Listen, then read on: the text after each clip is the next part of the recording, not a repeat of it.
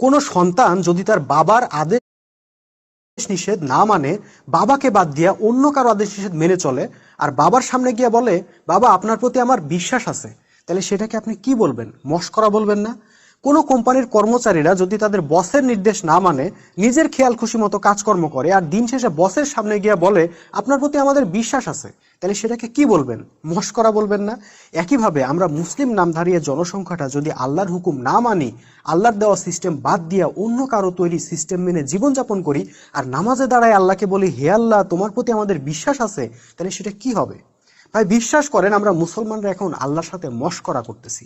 আল্লাহ কোরআনে বলে দিচ্ছেন আমাদের রাষ্ট্র কিভাবে চালাইতে হবে, অর্থনীতি কিভাবে চালাইতে হবে, বিচার কার্য কিভাবে চালাইতে হবে, সামরিক বাহিনী কিভাবে চালাইতে হবে, ব্যবসা বাণিজ্য কিভাবে চালাইতে হবে, শিক্ষা ব্যবস্থা কিভাবে চালাইতে হবে। বলেননি এগুলা?